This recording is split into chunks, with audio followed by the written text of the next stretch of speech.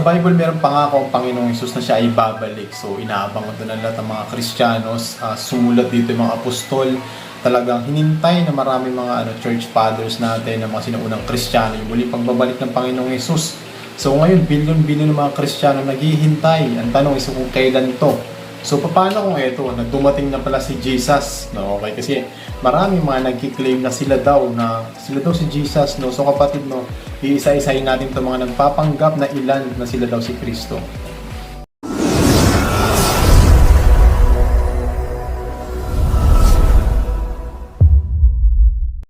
Welcome sa channel na to. This is Jay Walker of Sons of Korah. Kung bago ka dito kapatid, please consider subscribe. Palagi tayo nag-upload ng mga godly content dito, mga content na galing sa Bible about faith, about doctrine, about apologetics, about history, and miski yung mga bagay na may kinalaman sa pang-araw-araw natin pamumuhay. So ngayon, napakahalaga na pag-aaralan natin kasi isa to sa tanda na sinabi ng Panginoong Hesus na malapit na ang wakas. So ito yung mga peking Kristo, isa-isayin natin. Uunahin natin sa listahan is from Russia, no? So si Sergei Turap, isa siyang former Russian traffic police. So alam niyo itong Russian traffic police na to is marami siyang followers actually, nasa 5,000. So ang ginawa ng mga followers niya, sumama sa kanya sa bundok, na ang ginawa, iniwan yung kanilang mga ari-arian sa city, tapos nagtanim na lang ng kamote, kung ano-anong pagkain na pwede nila makain, na tinanim nila sa bundok. Tapos araw-araw sila nagpipiesta sa tinuturo nitong Serbian Jesus kung tawagin. So actually kapatid, kiniklaim niya na siya daw si Jesus. So actually ang dami niyang mga followers, pero may mga kaso rin sa kanya kapatid. Ang nangyari sa kanya ganito, bandang huli rin is rin naman siya, hinuli siya, kinulong katulad ni Jesus, di ba? Hinuli. Pero ito kapatid, hindi siya pinako sa krus kundi sa kulungan kasi ang daming kaso sa kanya, hindi ko na isa-isahin. Pero ito is legit na peking Kristo. Mula Russia, punta naman tayo sa London kasi mayroon doon isa din na nagpapanggap na kiniklaim niya sa daw si Jesus, si David Schuyler. Sinabi niya daw siya, talaga noong 2007 lumakas daw yung pakiramdam niya. Okay, nung pumunta siya sa Jerusalem, sinabi niya siya daw talaga si Jesus. Sabi niya nga doon sa isang interview niya, yung tomb daw ni Jesus, wala daw si Jesus. Kasi nga, buhay daw, siya nga daw yun. So actually, ito si David Schuyler is maayos ng tao actually, kasi isa siyang former British intelligence. So may nangyari sa kanya kakaiba, so yun nga, naniniwala siya na siya yung Kristo. Pero unlike ni Sergei, yung taga-Serbia, wala siyang follower. So talagang siya lang mag-isa na mamuhay sa mga basurahan. Actually, sa mga basurahan siya, nakatira. Tapos hindi siya humihingi ng kahit ano. Sabi niya nga daw bakit daw siya aasa? Kasi nga, Diyos nga daw siya. So talagang lahat is mapuprovide dahil sa kanya. So sinabi niya yon. Pero nangyari nga sa kanya, itong tao na to ayun nga, katulad ni Sergei, ang nangyari sa kanya is kinulong din. So hinuli siya ng mga pulis. So kapatid, isa tong peking Kristo na nagpapanggap. Mula Europe naman kapatid, dito tayo sa malapit, our very own si Apollo Kibuloy. Ito talaga yung pinaka talagang dumagundong sa mundo. Actually, sikat na sikat po siya internationally. Kasi syempre meron siyang millions of followers. Actually, ito si Apollo Kibuloy, sinabi ng mga pastor na kakilala ko, maayos naman daw ito nagsimula. Talagang nag-preach siya until 2005.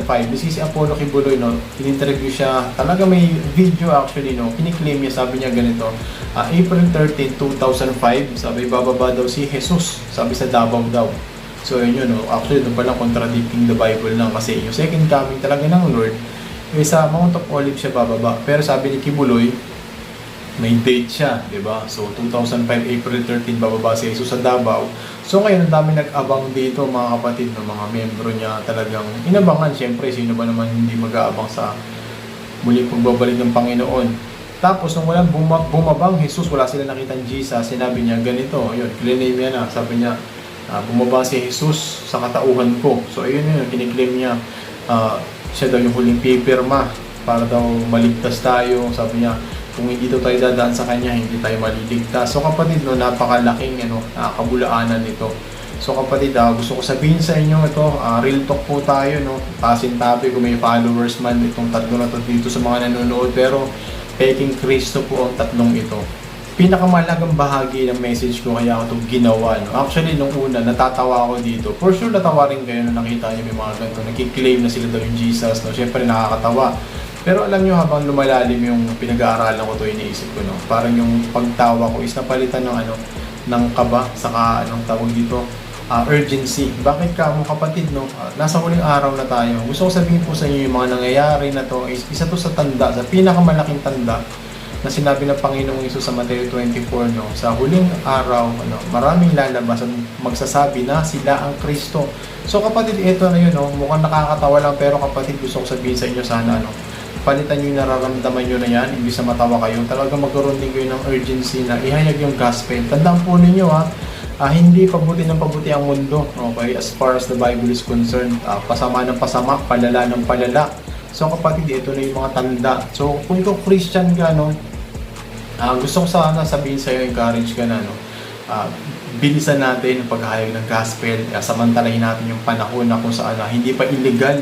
Kasi darating ang panahon, kapatid, ng illegal na i-persecute tayo, bawal itong mga to, isa-shutdown itong mga channel na to, lahat ng mga nagkahayag ng gospel, talagang ituturing na kriminal. Nasa Bible po yan, so sana ma-remind po kayo, itong nangyayari na to, natanda ng huling kapanahunan.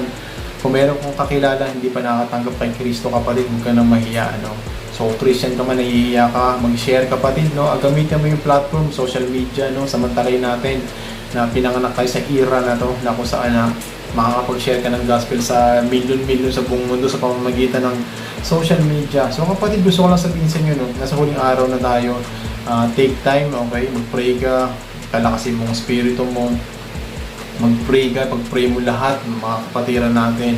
And gusto ko sabihin sa inyo, sana maging united tayo, as a Christian. Wala tayong ibang tinataas kundi ang pangalan ng Panginoong Hesus lang.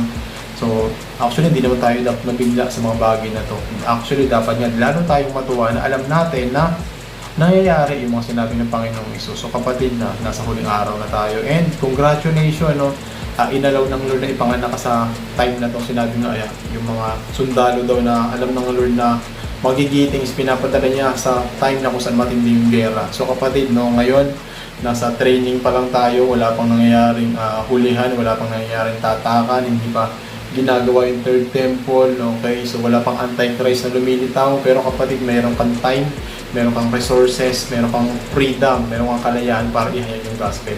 Sana wag mo sayangin. So yun lang, kapatid, gusto kong puntuan talaga, okay? Hindi ito mga peking Kristo na to, na gusto kong ipaalala sa iyo, nasa huling kapanahunan ka na. So yun lang, kapatid, sana may natutunan ka. Kung bago ka dito, please consider subscribing. Pwede itong i-share sa kahit kanino nyo gusto. So kapatid, kita-kita tayo sa susunod na video. God bless.